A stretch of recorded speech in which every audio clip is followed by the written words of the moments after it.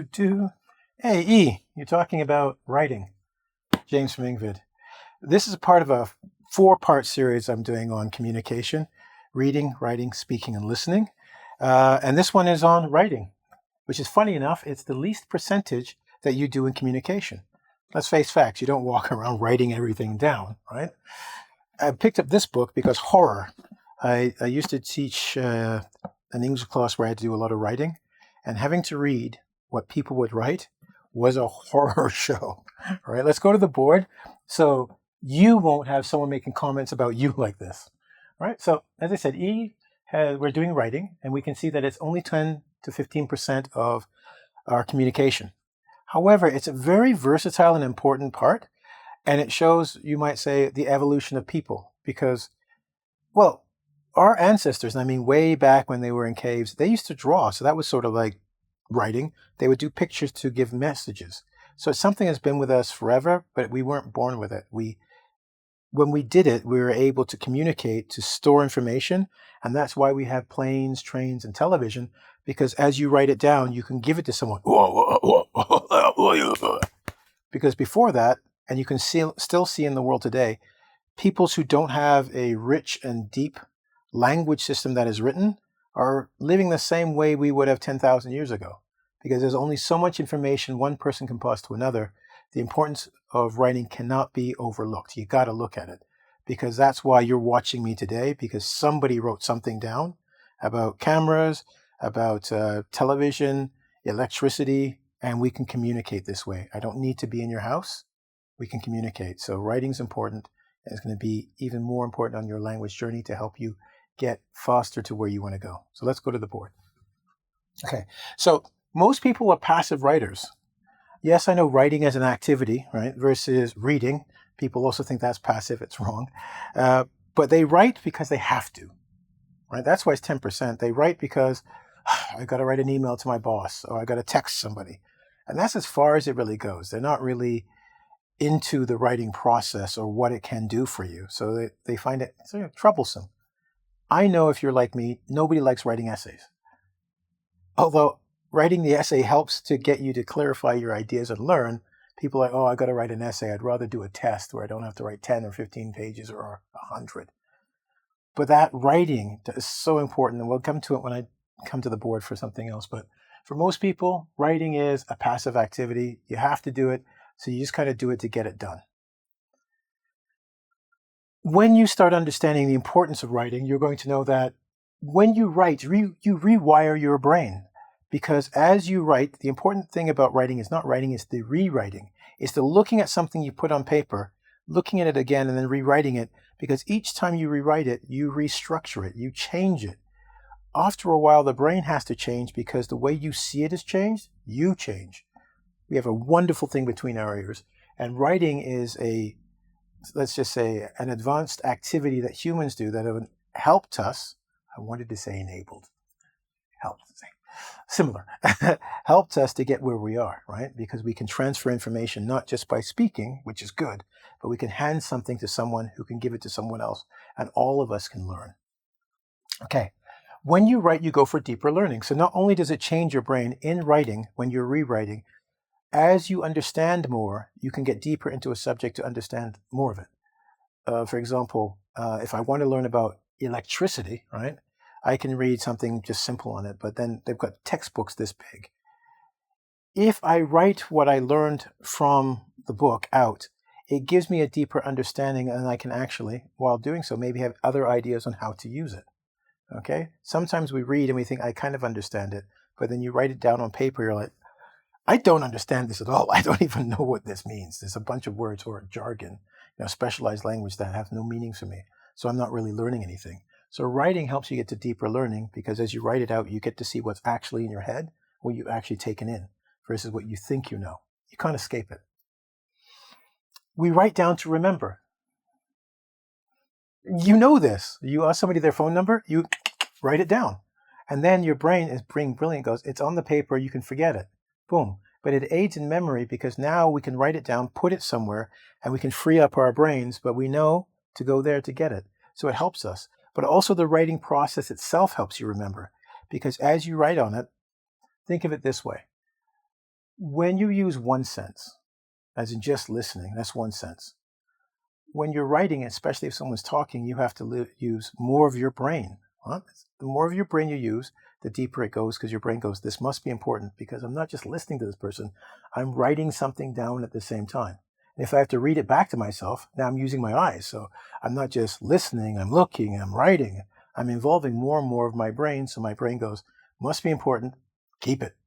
Cool, right? That's why we write. That's why they encourage you to take notes when you go to class and whatnot. So you actually can take more in. And as I said before, you can also know what you don't know, because when you read what you wrote after, you go, that doesn't make sense. It's because it didn't make sense when you wrote it. You don't understand it. Now, finally, here's one. I know we're doing language learning, but you get to know yourself.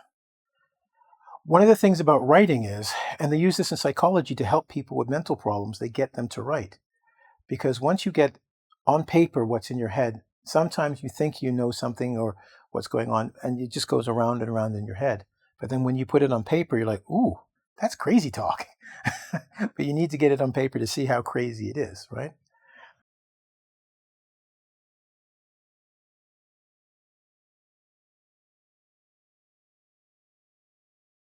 There's something I wanted to mention because we're in the age of artificial intelligence and people love ChatGPT and Grok and everything else. You know, these large language models, right? ChatGPT.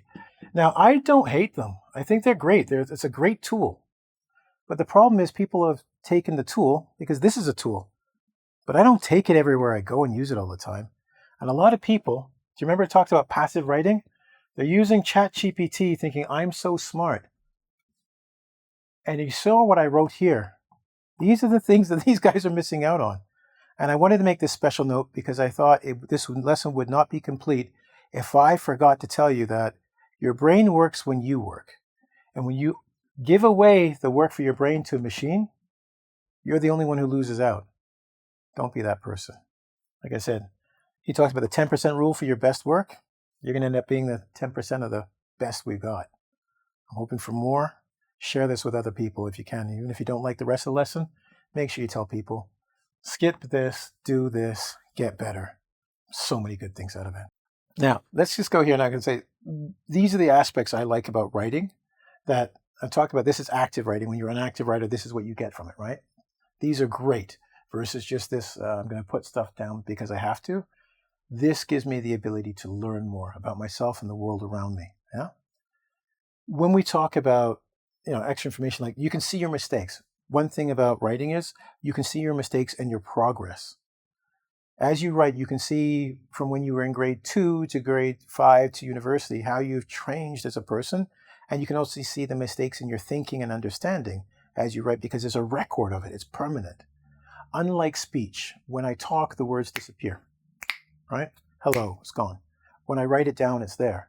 So when you write something down, it tends to make you think a little bit more because there's a record of what you said, versus when you speak and you say, I don't remember saying that. Of course you don't. This was stupid.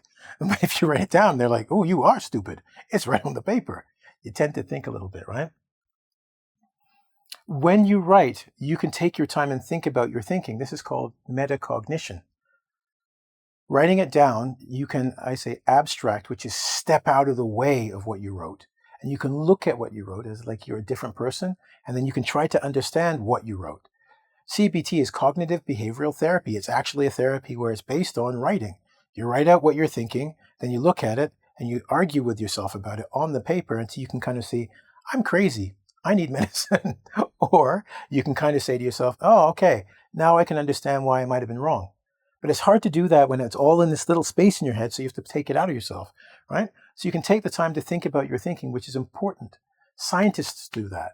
So it's not just about being crazy. It's like, okay, am I right about how I look at the world? They write out a hypothesis. They do a thesis. This is all written. They don't just say, put it in my head, put it on the paper, right? So I can organize. Okay, that's down there. Shouldn't jump ahead. Here, we can follow the 10% rule, okay? What's the 10% rule? It's by a guy. There's a guy named Tim Ferriss. He's a podcaster. He's written a book called The 4-Hour Workweek. His 10% rule, I think, is brilliant because it causes you to get the best work you can do. His 10% rule is very simple, and it causes you to be precise, right? Very accurate with your thing. Concise, write the smallest amount you can, which leads to, advanced thinking. So just talking for the sake of talking, you get right to the point. He said, and this is why writing helps you, because you speak to someone, they forget. They would say, write something down, hand it to a friend. And when you hand it to your friend, you ask him 2 questions or her 2 questions. Number 1, what 10% of what I wrote must stay? It is the center of everything. It gives all the ideas. And what 10% is just garbage? If you take it out, it makes no difference. When they do that, it helps them to actually actively read what you wrote properly. Remember, I told you 4-part series we got on reading and why reading is important. But also, it makes you think a little bit more, knowing that someone's going to be looking at your work and looking for that 10% to come out and that 10% gem. So it causes you, and I keep saying, thinking. You might see there's a correlation or a relationship between writing and thinking, yeah? Because this is what writing does. It causes you to think and causes you to get higher and higher in your thinking. Hence, we talked about metacognition, not just passively writing it and giving it away, but actually thinking about what I want, what do I want to say, what am I trying to communicate, what am I trying to learn, okay? Now, you can organize your thoughts. Probably a lot of you have a day timer, if not on your phone, where you say, I'm going to do this at 8 o'clock, this at 9 o'clock, this at 10, this at 11, I must be here. And the times you don't do that, you'll notice that you're like, oh, what am I going to do today? And the day goes by, right? You're like, oh, I didn't do anything. It's like, did you write down what you wanted? Nah. Or a vacation. You go away on vacation for a week or 2 and you're, I'm going to do all this stuff. You write nothing down. People ask, what did you do? You go, not much. But you were in another country. You had all the, yeah, but I never thought about it. And you see that friend who you think is crazy, has all written down. First, we're going to go here. Then we're going to go here. I'm going to do this. Then I'm going to do this. They come back with stories and pictures. They organize their thoughts. They put it down. It's called an itinerary. Writing helps you do that for not just your day, but for your life. That's where all these gurus sell you courses to change your life. You can do it yourself. Write it down. I want this by this time. This is how I'll do it. Organize it. And then you can see your progress if you're making mistakes to get what you want, right? You can think, is this a good idea in the long run or not? And the 10% rule, you can say, I really want this in my life, but I don't want this junk. All of this just from writing, okay? Now, I've got a story I want to tell you about a great student I had named Nata Juice. I hope she sees this, and I hope she doesn't blush too much, but I'll get to it. But before I get, no, you know what? Yeah, I'll do tips first. Before I get to that, tips. Start a journal today, especially if you're a language learner. Starting a journal gets you in a process. It doesn't matter if it's right or wrong, just get into the practice of writing. Do 10, 20 minutes, or there's a book by Julia Cameron, and it's called The Artist's Way, where she recommends 3 pages of writing or 30 minutes of writing. Either one works, right? That will help you, number one, as you're writing, see what vocabulary you have and what you might want. Because if you're writing every day, you might realize, I don't know how to say this, and I don't know that, and it's going to force you to go look for that. See, that's good. Number 2, rewrite something you wrote. Okay, sorry. You'd think that talking about writing, I would have paid attention to my writing, right? Something that you wrote, that's TE. Let me just do that properly, okay? So you want to rewrite something that you wrote. I'm doing this because some of you aren't native speakers, and you'll go, what is it that he put on the board? Right? So rewrite something that you wrote and add new vocabulary daily. I'm going to come to why that's important and how that works in a second or two, because it might sound weird. Like, so I write it and I'm going to keep rewriting. Yeah, well, writing, the secret to good writing is rewriting, right? And write to think about how you think. And this is what I was talking about, CBT or metacognition. So write something down on a subject you like or don't like, and then look at it and then say, does that make sense? And argue with yourself on the paper and go, hey, that idea doesn't make sense, or I can make it better. Metacognition makes you better because instead of thinking, you have a certain level of thinking, you stay that way, you get to change yourself. You get to go, that idea is old to me. I actually think this, or how did I ever think that? You get to change as a person.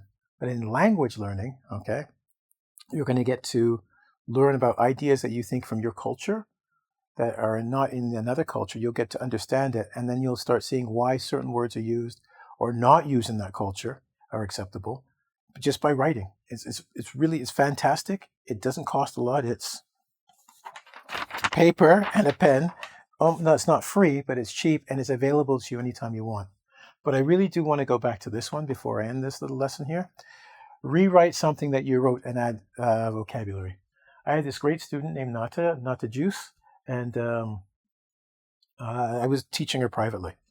And one of the things I did was I asked her to write on something that really bothered her. And nice person as she is, she wasn't talking about, I want to be rich or that. She said, I hate seeing homeless people. I feel really bad for them and I don't know what to do. So I said, okay, write about your possible solution for homeless people. So she did. And then I said, okay, we're going to have to rewrite this. And she did. And then after that, the next day I said, we would work on vocabulary. And I go, here's 10 new vocabulary words. And I would tell her, you have to use at least 5 of these new words in your story. So she had to go write her story and then look for where it was best to put these words and what words to come out. Tim Ferriss, right? What to keep, what to go. And it was amazing because after a while, she got a little journal of it. But I think it was like 3 months later, she looked at what she first wrote and what she was writing afterwards. And it was like baby writer, university writer. And we didn't do anything except say, okay, rewrite it again with new vocabulary. Rewrite it again with new vocabulary. Rewrite it again with new vocabulary. And as she did that, she started to understand the old vocabulary better. She was able to introduce and integrate the new vocabulary, right? We were talking about rewriting your brain, rewiring, because her understanding of the subject changed. And as she wrote, her ideas about the very subject changed. And she felt a little bit more hopeful, and then she could see how it was a big problem, very, very difficult. And she went from someone who didn't really, she didn't like the situation to saying, wow, this is a big thing. I don't know, but maybe I have some ideas. But her writing style changed as she changed. It's kind of really cool to watch, especially when you went back. And that's the beauty of writing. You have a journal. That's why I said start a journal, right? Of your progress. We talked about where's my progress. You see your progress and your mistakes in thinking. Anyway, listen, I hope that has got you inspired to at least get a journal. If you don't do anything, just write your name in there and slowly write your first story, right? I have students all the time saying, I don't know vocabulary. And I've said, read. And as I said, we have a 4-part series. Go look at that. I've said, read, get new vocabulary. Then you take that vocabulary reading, put it in that story. Create evolution for yourself. Elevate yourself, all right? Anyway. Please check out the other parts of the series. I want you to have a brilliant day. It's been a joy to do this for you guys to hopefully take your learning to a new level.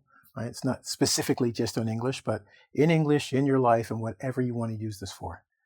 And go to www.ing as in English, vid as in video.com, ingvid, to see the other parts of this and also see other teachers with brilliant lessons. You have a brilliant day. I said brilliant like 5 times. I think I need vocabulary lessons.